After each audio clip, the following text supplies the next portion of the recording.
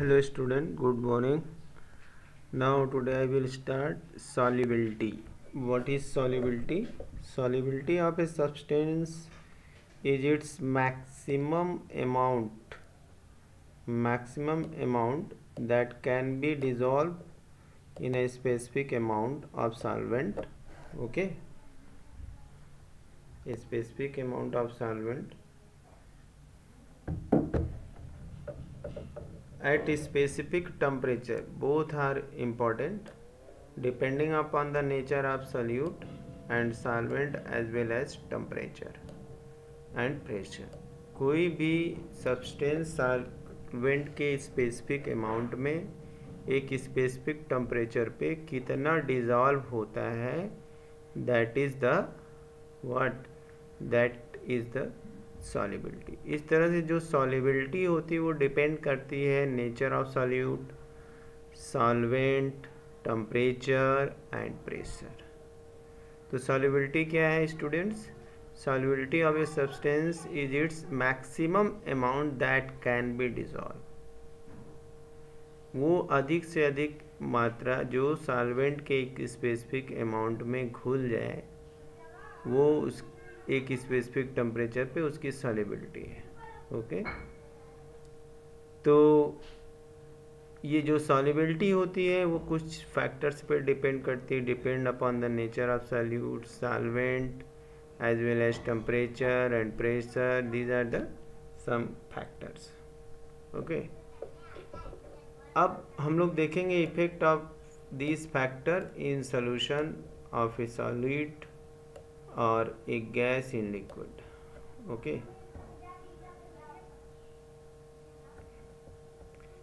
solubility of a solid in liquid. Okay, every solid does not dissolve in a given liquid. एक given liquid में हर तरह का solid नहीं dissolve हो सकता है. उसके लिए एक पर्टिकुलर, अगर लिक्विड है तो एक पर्टिकुलर सॉलिड को ही डिसॉल्व कर सकता है.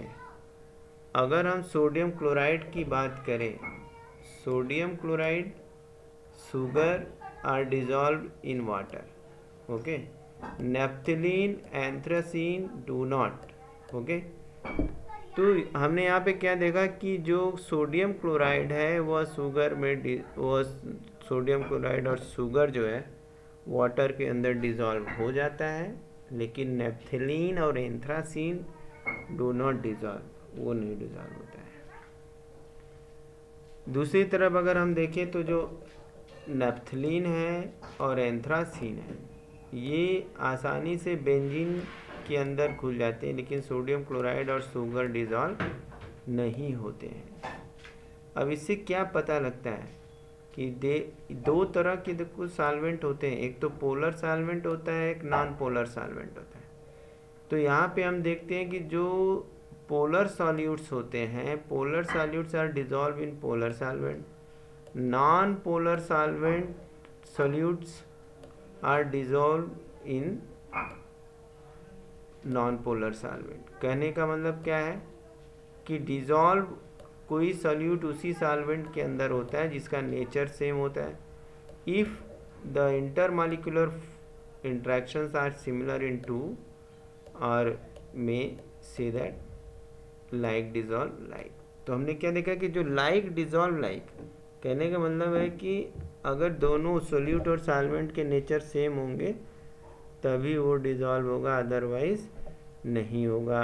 तो इसका मतलब है नॉन पोलर अगर सॉल्वेंट है तो उसके अंदर नॉन पोलर सॉल्यूट डिसॉल्व होगा. अगर पोलर सॉल्वेंट है तो उसके अंदर क्या होगा, पोलर सॉल्यूट ही डिसॉल्व होगा.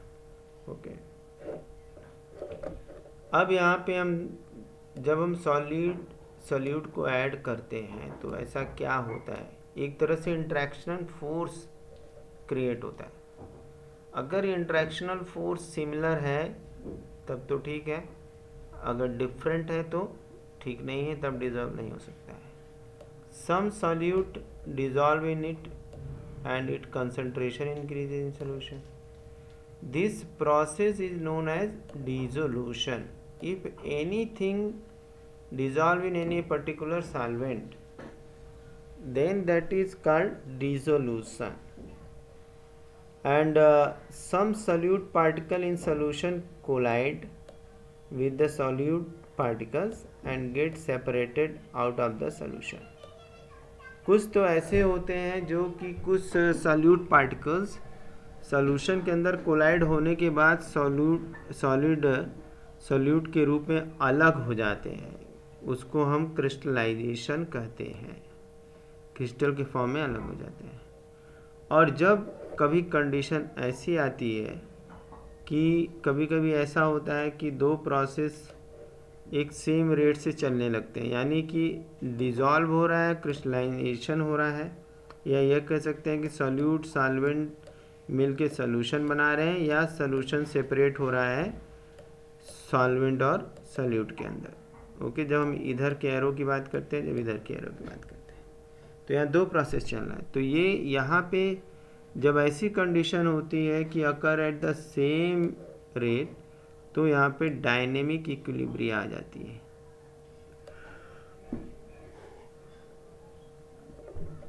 बात कहने का मतलब ये है कि अगर कोई चीज़ डिज़ोल्व हो रही है सॉल्वेंट के अंदर, तो डिसोल्यूशन का प्रोसेस हो रहा है। अगर उसी सॉल्यूशन के अंदर से हम सॉल्यूट पार्टिकल्स को अलग कर दें तो वो क्रिस्टलाइजेशन है। अगर ये दोनों प्रोसेस साइमल्टेनियसली चल रहे हैं तो वहाँ पे रेट ऑफ रिएक्शन फॉरवर्ड और बैकवर्ड डायरेक्शन का जो होगा वो क्या होगा, इक्वल हो जाएगा।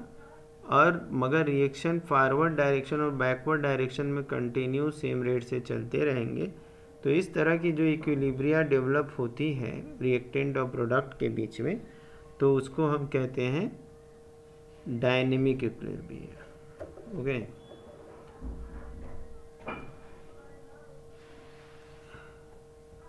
ऐसी स्टेज में क्या होता है, solute in solution will remain constant under A given condition. एक गिवन कंडीशन में सॉल्यूट का अमाउंट कांस्टेंट रहेगा, और कंडीशन क्या हो सकती है, टेम्परेचर और प्रेशर।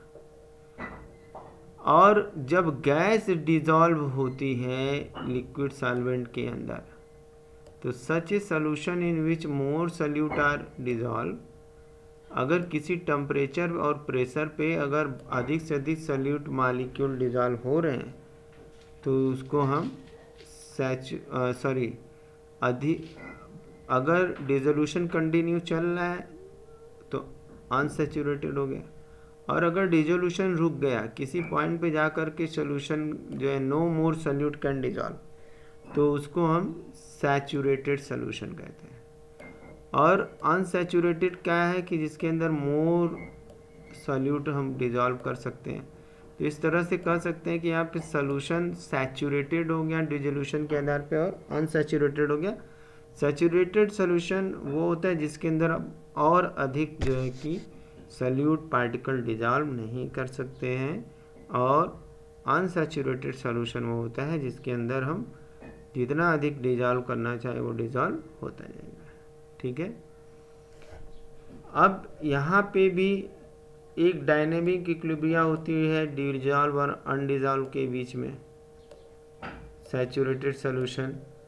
ओके, तो उस कंडीशन में मैक्सिमम अमाउंट डिसॉल्व होता है गिवन अमाउंट ऑफ सॉल्वेंट के अंदर। ओके, अब concentration of solute in such a solution is it's solubility. अब कितना डिसॉल्व हो रहा है वही उसकी सॉल्युबिलिटी, वही उसका कंसंट्रेशन है। कितना डिसॉल्व हो रहा है वही उसकी सॉल्युबिलिटी है, और वही उसका कंसंट्रेशन है। ओके, अब यहाँ पे दो ही पैरामीटर बचते हैं, एक तो टेम्परेचर है, एक प्रेशर है। ठीक है, अब इसके बाद हम देखते हैं इफेक्ट ऑफ टेम्परेचर। टेम्परेचर का इफेक्ट क्या पड़ता है, थोड़ा सा अपने से सोचने वाली बात है कि अगर हम सॉल्यूट पार्टिकल को लिक्विड में डिसॉल्व करते हैं, तो एक कंडीशन ऐसे भी आ सकती है जहाँ डिसोल्यूशन रुक जाए, सैचुरेटेड कंडीशन आ जाए, तो उस कंडीशन में अगर हम हीट बढ़ा दें तो डिसोल्यूशन बढ़ जाएगा, अगर हीट कम कर दें तो वहाँ पे डिसोल्यूशन घट जाएगा। आई बात समझे। तो लेकिन एक टेम्परेचर के बाद फिर से सैचुरेशन कंडीशन, अनसैचुरेशन से सैचुरेशन कंडीशन आ जाएगी। यहाँ पे consider the equilibria represented by above equation. हमने जो ऊपर इक्वेशन दिखाया था सॉल्यूट पर सॉल्वेंट इक्वल टू सोल्यूशन, तो वहाँ पे एक तरह से ली चेटेलियर्स प्रिंसिपल काम करता है अगर डायनेमिक इक्विलिब्रिया है तो। और एक नेचुरल अगर यहाँ पे देखें नियरली सैचुरेटेड सोल्यूशन है, लगभग सैचुरेशन हो चुका है। The dissolution process is endothermic. यहाँ पे जो डिसोल्यूशन का प्रोसेस है वो एंडोथर्मिक होता है। एंडोथर्मिक का मतलब समझ रहे हो कि हमें हीट देना पड़ता है ऑलरेडी किसी प्रोसेस को होने के लिए, तो उसके लिए हीट फेवरेबल है। अगर हीट बढ़ाएंगे तो सॉल्युबिलिटी बढ़ जाएगी, सिंपल सी बात है। वो अगर हीट बढ़ाएंगे तो सॉल्युबिलिटी बढ़ जाएगी टेम्परेचर बढ़ाने के साथ। लेकिन अगर ऐसा होता है कि डिसोल्यूशन का प्रोसेस जो है एक्सोथर्मिक होता है, तब तो प्रॉब्लम होगी कि टेम्परेचर बढ़ाने पे सॉल्युबिलिटी घट जाएगी। और इसे हम एक्सपेरिमेंटली भी देख सकते हैं, ऑब्जर्व कर सकते हैं। चीनी का घोल बना दिया, अब उसे घोल बनाने के बाद जब इक्विलिब्रिया डेवलप हो गई, उसको हीट करने लगे तो वाटर वेपराइज होकर उड़ता जाएगा, ठीक है। फिर से सॉलिड स्टेट आ जाएगी, क्रिस्टलाइजेशन हो जाएगा ना।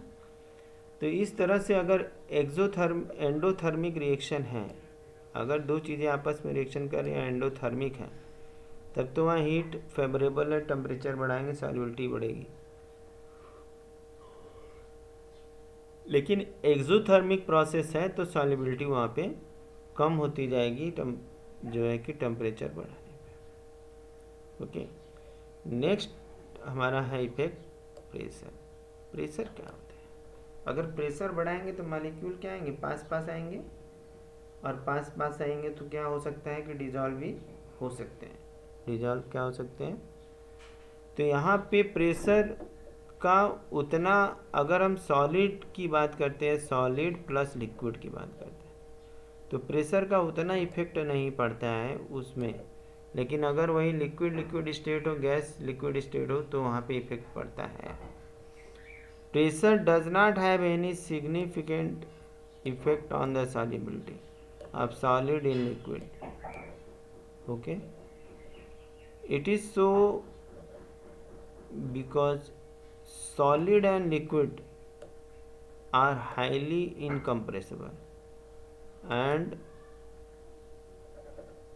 practically remain unaffected by change in pressure।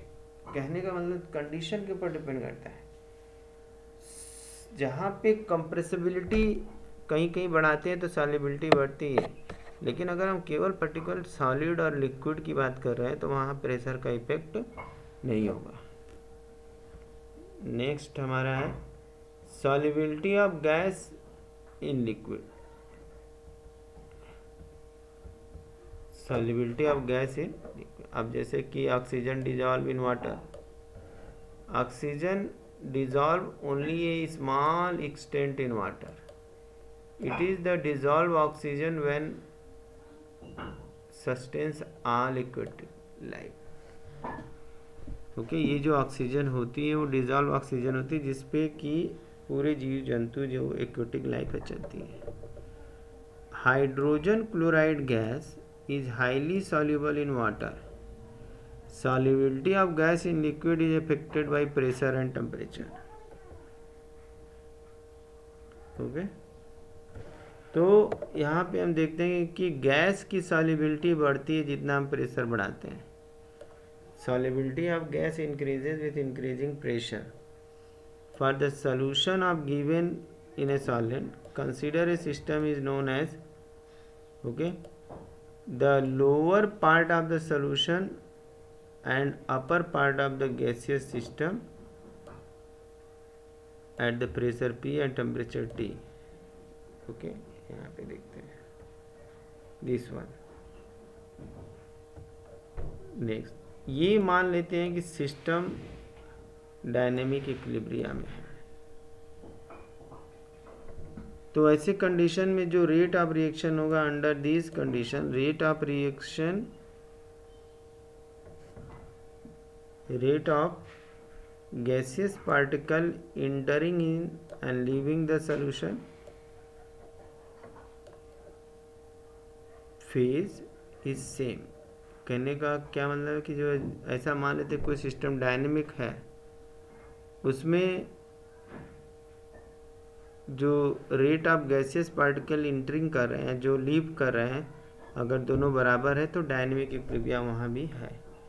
लेकिन गैस के केस में जितना हम प्रेशर बढ़ाएंगे सॉल्युबिलिटी उसकी बढ़ती जाएगी सॉल्यूशन फेज में। गैस क्या होते हैं, स्मॉलर इन शेप होते हैं, छोड़ा। ओके, तो जैसे जैसे हम नंबर ऑफ पार्टिकल पर वॉल्यूम बढ़ेगा सॉल्यूशन डिजॉल्व होता जाएगा, डिसोल्यूशन होता जाएगा। आई बात समझ? तो हम इस तरह से कह सकते हैं कि इन गैस इन लिक्विड के केस में जितना प्रेशर बढ़ाएंगे उतना गैस सॉल्युबल होगी, जितना टेम्परेचर बढ़ाएंगे उतनी ही सॉल्युबिलिटी कम होती है। ठीक, तो हमने देख लिया प्रेशर का इफेक्ट, और वो डिपेंड करता है कि इक्विलिब्रिया है कि नहीं है। हेनरी ने कहा कि Henry was the first given the quantitative relation. सबसे पहले हेनरी ने सॉल्युबिलिटी और प्रेशर में रिलेशन बताया, जिसको हम हेनरी लॉ कहते हैं। बहुत इंपॉर्टेंट लॉ है हेनरी लॉ। ये क्या कहता है ये law? This solubility, the solubility of A gas in liquid is directly proportional to the partial pressure of the gas present above the surface of the liquid or solution। कहने का मतलब solubility किसी gas की directly proportional होती है तो partial pressure of the gas solvent. तो gas solvent में जितना प्रेशर बढ़ाएंगे तो सॉल्यूट और सॉल्वेंट आपस में आएंगे, इंटरेक्ट होंगे, पोलरिटी चेंज होगी और सॉल्युबिलिटी बढ़ जाएगी। ओके, और इस चीज़ को जो है कि Dalton A contemporary of the Henry also concluded independently that solubility of gas in liquid solution is the function of partial pressure of the gas. तो डाल्टन ने भी सेम वही चीज़ देखी, हेनरी वाली बात, कि पार्शियल प्रेशर बढ़ता जाएगा सॉल्युबिलिटी बढ़ती जाएगी। ठीक है, अब यहाँ पे हम क्या देखते हैं कि अगर एक मोल यहाँ पे one fraction of a solid gas in solution is proportional to the partial pressure of the gas over the solution. कहने का मतलब क्या है कि यहाँ पे जो पार्शियल प्रेशर के डायरेक्टली प्रोपोर्शनल होता है सॉल्युबिलिटी। ये भी कह सकते हैं कि पार्शियल प्रेशर जो गैस का होता है वेपर फेज में, वो directly proportional to the mole fraction होता है ऑफ द गैस। इसको हमने इस तरह से देखा है, P = KH। Okay, where KH is the Henry constant, where KH is the Henry law constant. Okay, यहाँ पे ग्राफ इसका दिया हुआ है हेनरी लॉ का। जितना हम यहाँ पे प्रेशर बढ़ाते जा रहे हैं मोल फ्रैक्शन डिजॉल्व होता जा रहा है, टूटता जा रहा है। ठीक है, अब ये हो गया हमारा हेनरी लॉ। एक यहाँ पे हम टेबल के थ्रू देखेंगे कि KH value of both nitrogen oxygen increases with increasing temperature indicate the solubility of gas increases. क्या करता है, इंडिकेट करता है सॉल्युबिलिटी गैस की इंक्रीज करती है जब हम प्रेशर। तो यहाँ से देख सकते हैं ये सारी वैल्यू दी हुई है, टेम्परेचर ये है, सॉल्युबिलिटी ये है, और इससे हमें क्या पता लगता है कौन कितना सॉल्युबल है। ठीक है, अगर इंक्रीजिंग विथ डिक्रीजिंग टेम्परेचर करते हैं पार्शियल प्रेशर, ओके, तो उस कंडीशन में सॉल्युबिलिटी बढ़ते हुए दिख रही है हमें। It is due to the reason that aquatic जो species are more comfortable in cold water than the warm water. ऐसा क्यों होता है, एक बार फिर से रिपीट कर लेते हैं इसको। ऐसा क्यों हुआ? यहाँ से हम क्या देखते हैं ग्राफ से कि higher the value of KH at given pressure lower is the solubility of the gas in the liquid. Okay, table से भी हमने देखा कि KH की वैल्यू both nitrogen and oxygen increases with increasing temperature indicate that solubility of gas increases. Solubility of gas increases with decreasing temperature. अगर temperature बढ़ाएंगे तब तो नहीं गैस सॉल्युबल होगा, यानी हाई प्रेशर लो टेम्परेचर है तो गैस की सॉल्युबिलिटी बढ़ेगी। और यही कारण भी है कि जो एक्वेटिक एनिमल होते हैं वो कोल्ड वाटर में ज़्यादा कंफर्टेबल होते हैं और रेदर देन वार्म वाटर में, क्योंकि गैस बनेगी, ठीक है, तो पार्शियल प्रेशर भी बढ़ेगा तो ऑक्सीजन कम हो सकता है। ओके, क्योंकि कंपाउंड बनेगा। यहाँ पे हम एक न्यूमेरिकल फटाफट देखेंगे। If N2 gas is bubbled through the water at 293 Kelvin, how many millimoles of the N2 gas would dissolve in 1 liter of water, assuming that N2 exert a partial pressure of 0.987 bar when that Henry law constant for N2 is given। अब बच्चों क्या इसके अंदर दिया हुआ क्या कह रहा है? कह ये रहा है कि अगर N2 गैस बबल्ड हो रही है वाटर के थ्रू अगर 293 केल्विन पे, तो कितना मिली मोल N2 का गैस का डिज़ोल्व होगा 1 लीटर वाटर के अंदर। अगर ये मान लें कि N2 एक्सर्ट कर रहा है पार्शियल प्रेशर 0.897 बार का, और उसमें हेनरी लॉ का कांस्टेंट वैल्यू दिया है नाइट्रोजन के लिए 293 पे 76.48 किलो बार। अब इसे सॉल्व करना बहुत आसान है। हमें सॉल्युबिलिटी पता करनी होगी पहले, यानी मोल फ्रैक्शन पता करना होगा, फिर उसके बाद हम जा करके नंबर ऑफ मोल या मिली मोल पता करेंगे, ठीक है। तो हेनरी के फार्मूले से हम लोग जानते हैं कि P इक्वल टू क्या होता है।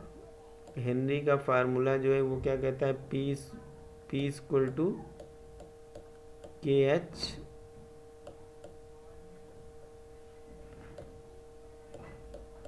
Into X। तो हमें मोल फ्रैक्शन यहाँ से निकाल लेना है, X P/KH हो जाएगा, और यहाँ से वैल्यू पुट करेंगे तो ये हमारा मोल फ्रैक्शन यानी सॉल्युबिलिटी पता लग गई। और सॉल्युबिलिटी के लिए हम जानते हैं कि number of mole of nitrogen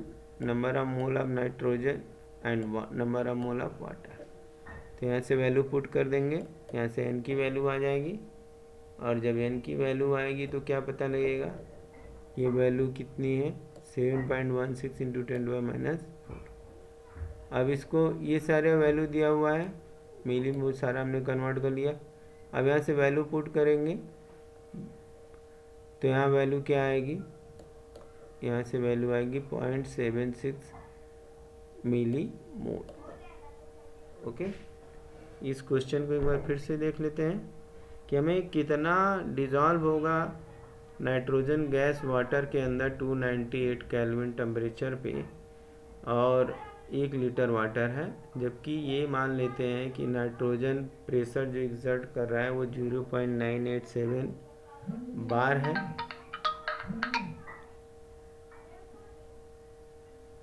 okay, और वहाँ पे जो है कि हेनरी लॉ कांस्टेंट की वैल्यू इतनी दी है, तो हम यहाँ वैल्यू पुट करेंगे। पहले x की वैल्यू निकालेंगे।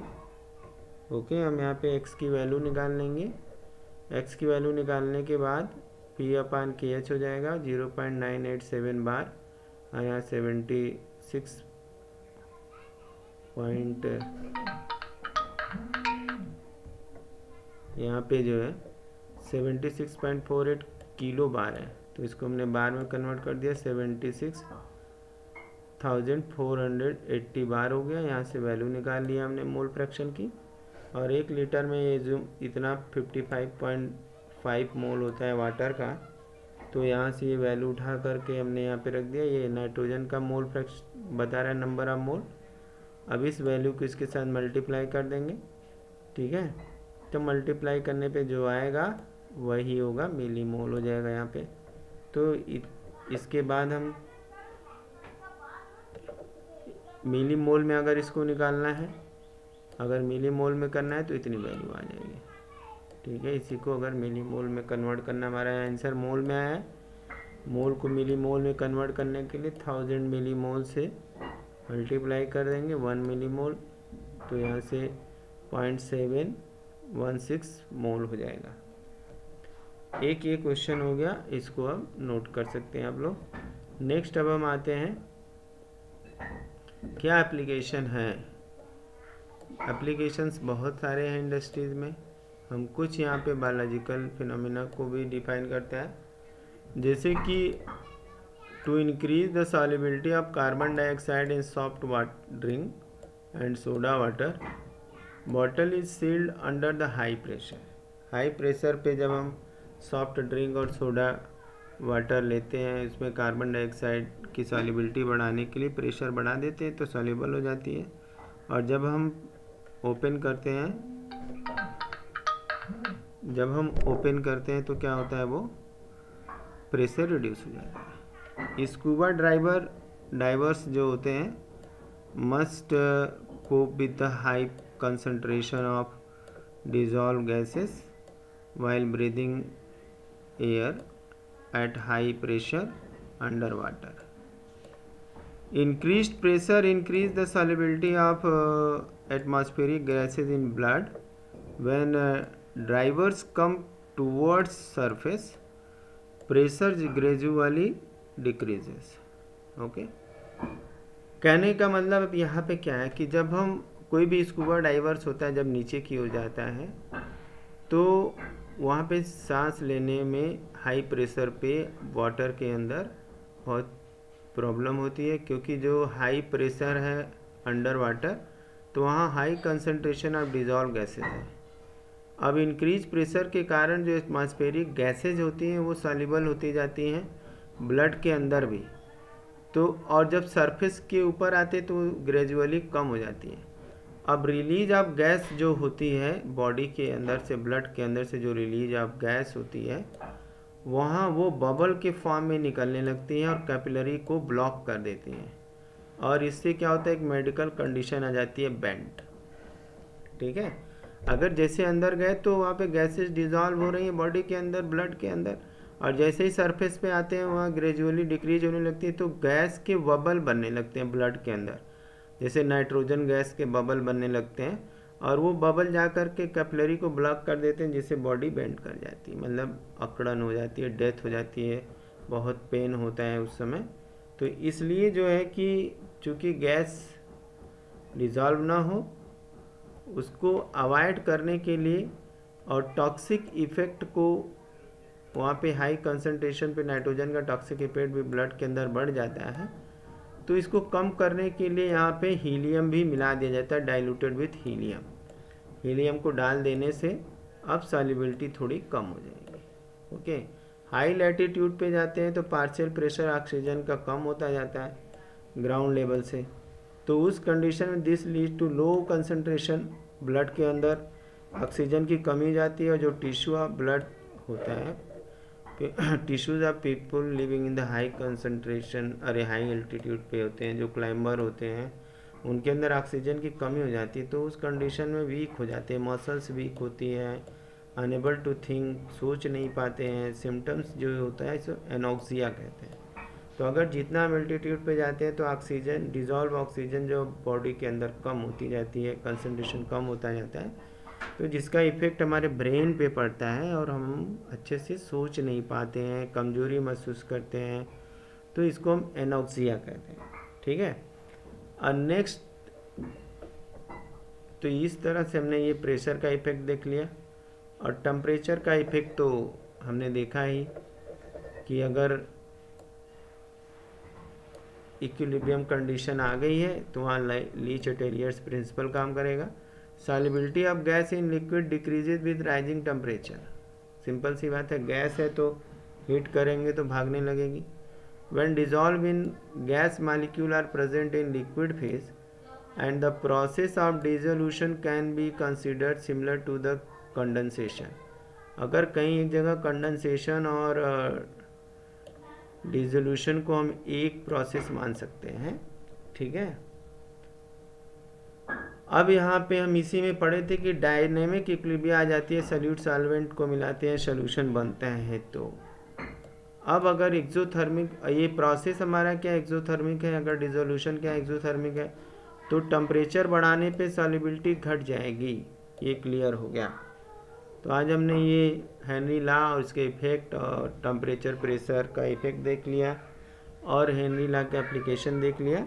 नेक्स्ट डे हम हेनरी लॉ पे थोड़ा न्यूमेरिकल देखेंगे, फिर उसके बाद आगे बढ़ेंगे। Thank you.